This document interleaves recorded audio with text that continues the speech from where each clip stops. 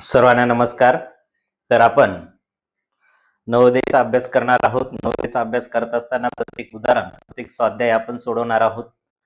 तर बघा, स्वाध्याय 1.1 यामधलं पहिलं उदाहरण आहे. एक संख्या दिलेली आहे 7,53,357 आणि ही संख्या पुढीलपैकी कोणती, असं आपल्याला विचारलेलं आहे. बघा, ऑप्शन वाईज पाहू आपण. पहिल्या ऑप्शन मध्ये दिलेला आहे बघा 753,357 अशी आपण संख्या वाचूच शकत नाही, कारण इथं 753,357 अशा प्रकारे दिलेला आहे, म्हणजेच हे चूक आहे. त्यानंतर बघा तिसऱ्या याच्यामध्ये दिलेलं आहे 753,357 अशा प्रकारे पण आपण वाचू शकत नाही, म्हणून हे उदाहरण सुद्धा चुकीचं आहे. आणि तिसरं बघा 753,357 हे बरोबर आहे. 4 नंबरचं बघा 753,357 अशा प्रकारे पण आपण वाचू शकत नाही. आता बघा हे कसं काय बरोबर आहे, तर 753,357. आता बघा एकक, दशक, शतक आपण वाचताना एकक, दशक, शतक आणि हजार आला इथपर्यंतच त्यांनी वाचताना अशा प्रकारे वाचलेला आहे 753,357. त्यामुळे आपलं सी नंबरचं ऑप्शन बरोबर आहे. अशा प्रकारे आपल्याला वाचन करायचं आहे. तर इथं बघा 753,357 हे आहे. त्यानंतरच आपण दुसरं उदाहरण बघूया. दुसरं उदाहरण बघत असताना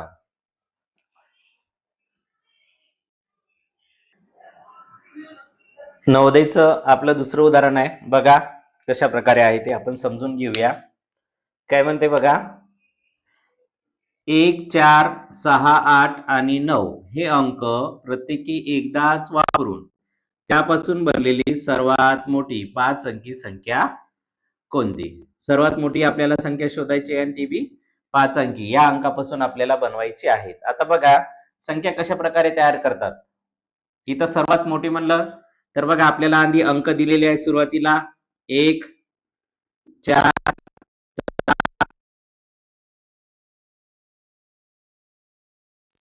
तयार करायची आहे सर्वात मोठी संख्या. सर्वात मोठी संख्या तेही 5 अंकी. बघा 1, 4, 6, 8 आणि 9 हे अंक आपल्याला दिलेले आहेत आणि त्यापासून आपल्याला 5 अंकी सर्वात मोठी संख्या तयार करायची आहे. सर्वात मोठी संख्या तयार करताना सोप्यात सोपं सुरुवातीला मोठे मोठे अंक घेत जायचे. आता बघा हे जे अंक दिलेले आहेत 1, 4, 6, 8 आणि 9 यातला सर्वात मोठा अंक कोणता आहे, तर 9 आहे. 9 सुरुवातीला घ्यायचा. आता 1, 4, 6 आणि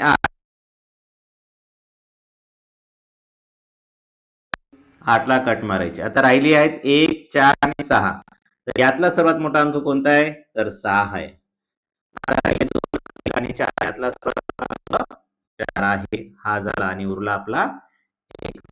तर बघा हे अंक दिले 1, 4, 6, 8 आणि 9 हे अंक प्रत्येकी एकदाच वापरून त्यापासून बनलेली सर्वात मोठी 5 अंकी संख्या कोणती, तर आपल्याला सर्वात मोठी संख्या बनवता असताना बघा आपल्याला सर्वात मोठी संख्या बनवत असताना आपल्याला मोठे मोठे अंक घेत जायचे आणि एक एक अंकाला कट मारत जायचं.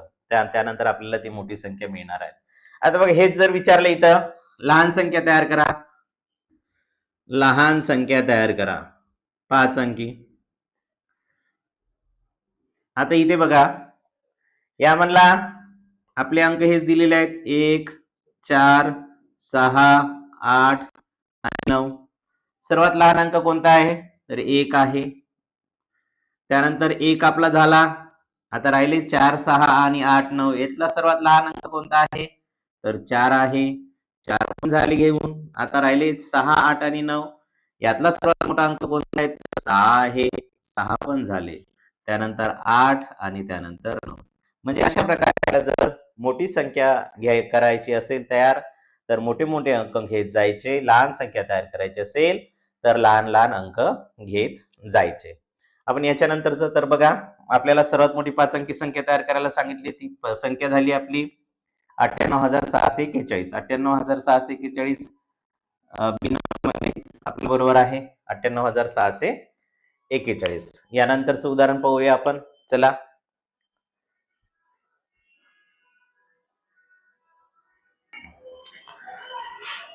चला तर आता आपण 3 नंबरचं उदाहरण पाहूया. 3 नंबरचं उदाहरण काय म्हणते बघा. किमान संख्या आणि कमाल विचारलेला आहे. किमान म्हणजेच लहान, हे तर लक्षात ठेवायचं आहे आपल्याला.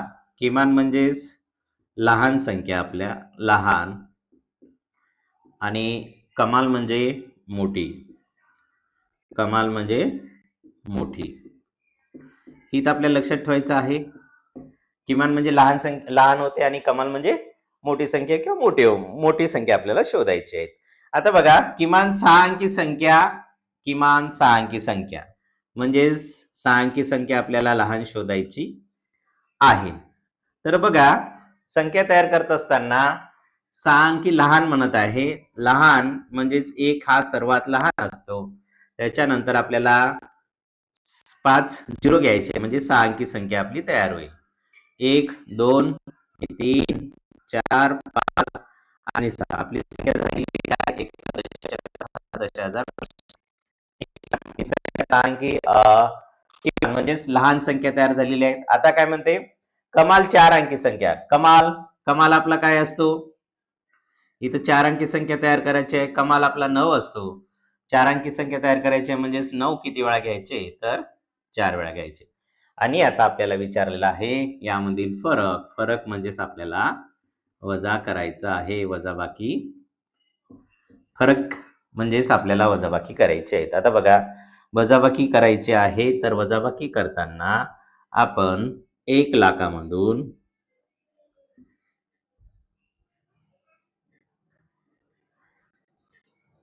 1, 2, 3, 4, 5, 6 वजा 9,999.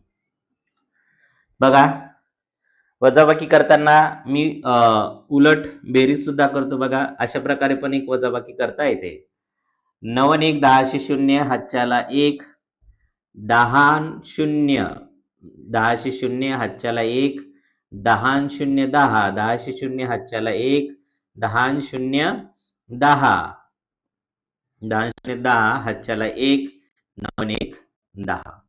तर बघा, आपली वजाबाकी आलेली आहे 90,001. कोणत्या ऑप्शन मध्ये आहे 90,001? तर आपला ऑप्शन बरोबर आहे 3 नंबरचं.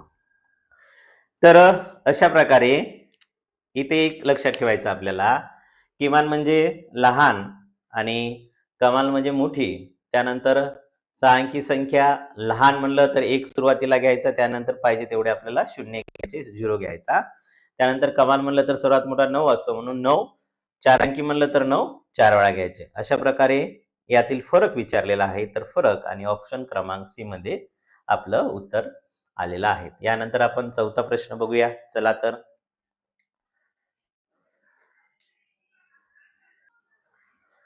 बघा, यानंतरचा प्रश्न आहे आपला. बघा, घेऊया पहिला आपण प्रश्न क्रमांक 14. स्वाध्याय आपला नवोदयचा 1.1. स्वाध्याय 1.1 मधला प्रश्न, चौथा प्रश्न. तर दशमस्थानी 9 असलेली विविध अंकाचा वापर करून बनणारी किमान संख्या कोणती? किमान म्हणजेच काय, आपण याआधी बघितलं होतं. किमान म्हणजेच काय, लहान. किमान म्हणजेच काय, लहान संख्या कोणती? किमान म्हणजेच लहान होते. आता दशमस्थानी म्हणजेच काय, दशक स्थानी. दशम म्हणजेच काय, दशक स्थानी. आता बघा, दशक स्थानी कोणता अंक पाहिजे आपल्याला, 9. ऑप्शन मध्ये बघूया. दशक स्थानी 9 इथे आहे, 9 इथे आहे, 9 इथे आहे, 9 इथे आहे. म्हणजेच चारही ऑप्शन मध्ये दशक स्थानी 9 दिलेला आहे. पण आता काय म्हणते आपल्याला, किमान संख्या शोधायची आहे. तर यामधली सर्वात लहान संख्या शोधायची आहे आपल्याला. तर बघा, इथे 2000, इथे 2000, हे आपल्या कट झाल्या. इथे 1290 आहे, इथे 1092 आहे. तर यापैकी लहान कोणते मग, तर ए नंबरची. तर आपलं या प्रश्नाचं उत्तर असेल ए नंबर 1092. कारण इथं सांगितलेलं आहे त्याप्रमाणे दशम स्थानी 9 असलेली विविध अंकाचा वापर करून बनणारी किमान संख्या कोणती? तर यातली सर्वात किमान ज्या ठिकाणी दशम स्थानी म्हणजे दशक स्थानी 9 आहे तशी 1 नंबरची संख्या आहे, 2 ची आहे, 3 ची आहे. पण याच्यातली आपल्याला लहान संख्या निवडायची आहे. तर लहान संख्या ती 1092 आहे. यानंतरचा प्रश्न पाहूया आपण.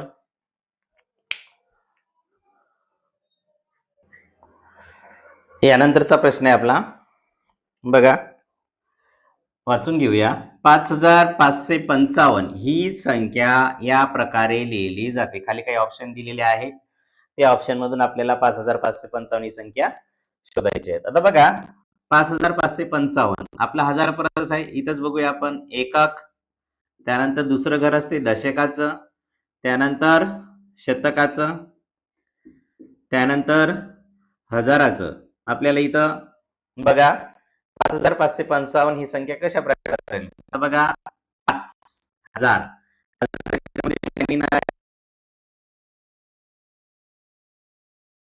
काय देणार आहे 5. दशक 55 म्हणजेच 5 दशक आणि 5 एकक. अशा प्रकारे ती संख्या आपली तयार होईल. अशा प्रकारे आपण ती संख्या आहे आणि ती संख्या आपल्याला नंबर मध्ये आहे. अतिशय सोपे विचारलं होतं. म्हणजेच 5555 ही संख्या या प्रकारे लिहिली जाते. वाचलं तरी आपल्याला समजून येईल. 5055 आहे, 5505, 5550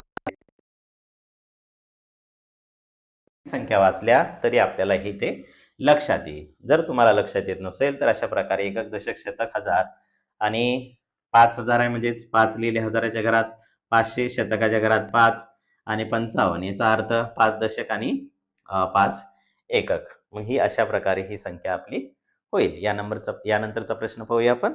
चला तर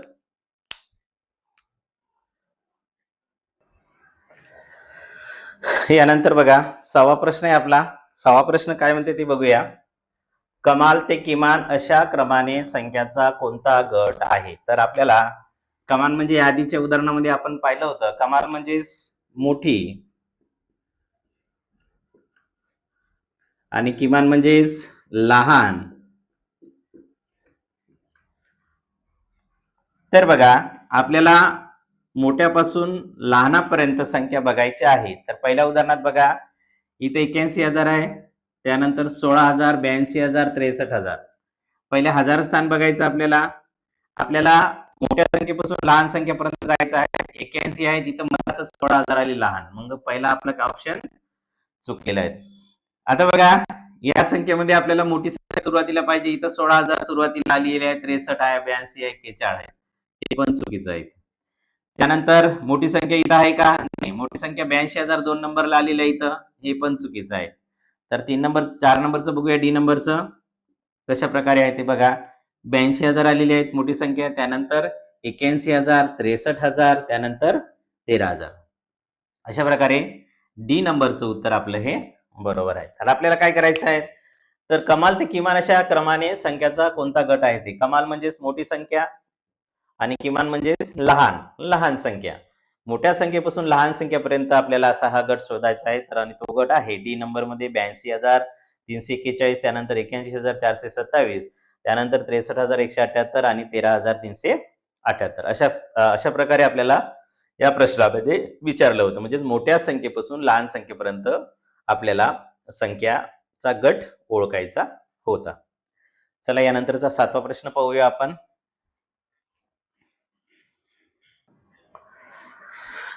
यानंतरचा आपला 7वा प्रश्न आहे बघा.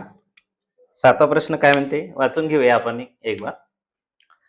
1, 0, 3, 4 आणि 5 हे अंक वापरून बनणारी लहानात लहान आपल्याला विषम संख्या खालीलपैकी कोणती आहे हे आपल्याला ओळखायचं आहे. तर लहानात लहान आपल्याला विषम संख्या तयार करायची आहेत. तर बघा आपल्याजवळ अंक आहेत 1, 0, 3, 4 आणि 5. यापासून आपल्याला लहानात लहान संख्या तयार करायची. लहानात लहान संख्या तयार करत असताना जेव्हा संख्येमध्ये 0 असते तेव्हा 0 हा सुरुवातीला घेऊन चालणार नाही. जर आपण आता बघितलं लहान संख्या तयार करत असताना आपण लहान लहान संख्या घेत जातो क्रमाने. तर तुम्हाला वाटेल की 0 हा सर्वात लहान आहे तर सुरुवातीला घेता येईल का? तर नाही, ते आपली 4 अंकी संख्याच तयार होईल. त्यामुळे सुरुवातीला आपल्याला सर्वात लहान अंक 1 घ्यावा लागेल आणि 0 हा दुसऱ्या स्थानी घ्यावा लागेल. त्यानंतर बघा सर्वात लहान 3, 4 आणि 5 पैकी कोणती आहे? 3 आहे.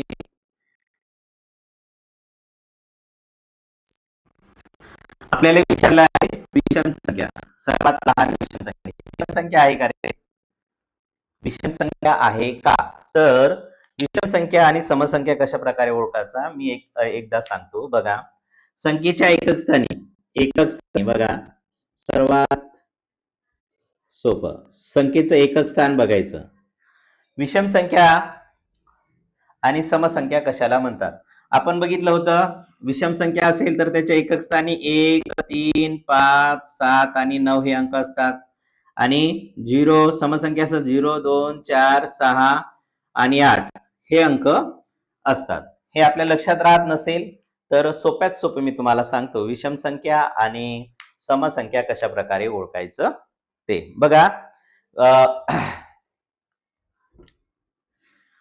विषम संख्या आणि समसंख्या ओळखत असताना शेवटचा अंक आपल्याला दोघांमध्ये समान वाटता येते का हे पाहायचं. आता इथं शेवटचा अंक आहे, 2 व्यक्ती आहे. 2 व्यक्ती घेऊया आपण. ए, एकाचं नाव ए आहे आणि दुसऱ्याचं नाव बी आहे. या 2 व्यक्तीमध्ये शेवटचा अंक म्हणजे हे 5 रुपये समजूया. 5 रुपये सारखे वाटता येते का? तर 5 रुपये आपल्याला सारखे वाटता येत नाही. 2 याला शेवटचा एकक स्थानचा अंक जर या दोघांमध्ये वाटता येत असेल तर ते समसंख्या असते आणि वाटता जर येत नसेल तर ते विषम संख्या असते. सोप्यात सोपा. आता बघा 5 हे दोघांमध्ये वाटता येतात का? नाही, 1 उरते म्हणून ही कोणती संख्या आहे? सर्व संख्या ही विषम संख्या आहे. जर या ठिकाणी 6 असते, जर या ठिकाणी 6 असते, आता 6 दोघांमध्ये वाटता येते का? बघा वाटता येते. 6 दोघांमध्ये वाटता येते. याला 3 देऊया, याला 3 देऊया. मग ही जी संख्या झाली ती समसंख्या झाली. समसंख्या झाली. अलग लक्षात समसंख्या आणि विषम संख्या कशा प्रकारे ओळखायचं. जरी आपल्याला 1, 3, 5, 7, 9 हे अंक लक्षात राहत नसेल किंवा 0, 2, 4, 6 आणि 8 हे अंक लक्षात राहत नसेल एकक स्थानचे, तर आपण शेवटचा अंक बघायचा. ते जर दोघांमध्ये वाटता येत असेल सारखा तर ती समसंख्या असते आणि वाटता येत नसेल तर ती विषम संख्या असते. आता बघा शेवटी आपण एक आणखीन बघूया. इथं मी 3 घेतले. शेवटी 3 दोघांमध्ये सारखे वाटता येतात का? नाही. याला 1 दिला आणि याला 1 दिला. 1 आपल्या जवळ शिल्लक राहिला. मग ही कोणती संख्या आहे? तर ही विषम संख्या आहे. अशा प्रकारे आपल्याला सम आणि विषम संख्या ओळखायच्या असतात. यानंतरचं उदाहरण बघूया आपण. शेवटचं 8वं उदाहरण आहे स्वाध्याय 1.1 मधलं. तर चला स्वाध्याय 1.1 मधला शेवटचा उदाहरण बघूया. शेवटचं बघा काय म्हणते ते वाचून बघूया. जर प्रत्येक ओळ, ही वाली ओळ, 1 ओळ, 2 ओळ, 3 ओळ, प्रत्येक स्तंभ म्हणजे उभा आपला खांब म्हणतो ते हा वाला, हा प्रत्येक स्तंभ आणि प्रत्येक कर्ण इथून अशा प्रकारे आपला हा कर्ण, यामध्ये लिहिलेल्या संख्याची बेरीज समान आहे. म्हणजे संख्याची बेरीज समान असेल तर एक्स, वाय आणि झेड यांच्या किमती क्रमशः किती? आता बघा करून बघूया. इथं 8, 3 आणि 4. बघा 8 आणि 3 11 आणि 4 आपले किती होतात? 15 होतात. तर प्रत्येक आपला स्तंभ आहे त्यात 15 आले पाहिजेत. अशा आडव्या ओळी आहेत त्यात पण 15 आले पाहिजे आणि अशा प्रकारे कर्ण आहे त्याची पण बेरीज किती आली पाहिजेत? समान आली पाहिजे. म्हणजेच आपल्याला इथं 15च आली पाहिजे. यापैकी आता कोणते अंक येतील? आता बघा इथं तुमच्या लक्षात येत असेल 9 आणि 1 10. 10 इथं आपल्याला वायच्या ठिकाणी काय घेऊया? 5. 15 झाले. परत बघा इथं लक्षात घ्या 8 आणि 1 9. 9 आणि 1च्या ठिकाणी आपण 6 घेऊया. 9 आणि 6 15. आता इथं बघा 6 आणि 2 8. 8 आणि 7 15. 7 आणि 5 12 आणि 3 15. आता तर आपल्या इथं लक्षात आले असेल की x ला आपल्याला 6 मिळाले, पायला आपल्याला 5 मिळाले आणि झेड याची किंमत आपल्याला 7 मिळाली. तर 6, 5 आणि 7, 6, 5, 7, 6, 5, 7. तर ए नंबर ऑप्शन मध्ये आपलं ए नंबरचं ऑप्शन हे बरोबर आहे. तर आपल्याला इथं बेरीज करून बघायची आणि प्रत्येक याची बेरीज उभ्या स्तंभाची असेल, आडव्या ओळीची असेल आणि आपल्या कर्णाची सुद्धा असेल, ती आपल्याला 15 यायला हवी. इथं एक्स, वाय आणि झेड दिलेले आहेत, ऑटोमॅटिक त्याच्या किमती निघतात. अशा प्रकारे आपण स्वाध्याय नवोदयचा 1.1 संपूर्ण समजून घेतलेला आहे. यानंतर आपण दुसरा स्वाध्याय समजून घेऊया 1.2. यामध्ये काही तुम्हाला शंका असेल तर तुम्ही माझ्याशी संपर्क साधू शकतात आणि मला विचारू सुद्धा शकतात. माझा मोबाईल नंबर आहे बघा 78 87 71 61 45. या नंबरवर तुम्ही केव्हाही मला संपर्क साधून तुम्हाला ज्या अडचणी येईल नवोदयचा अभ्यास करताना गणितामध्ये ज्या अडचणी येईल किंवा प्रत्येक बाबीमध्ये ज्या अडचणी येईल त्या मला तुम्ही यावर विचारू शकता आणि नवोदयचा सुंदर असा अभ्यास तुम्ही करू शकता. Thanks for watching.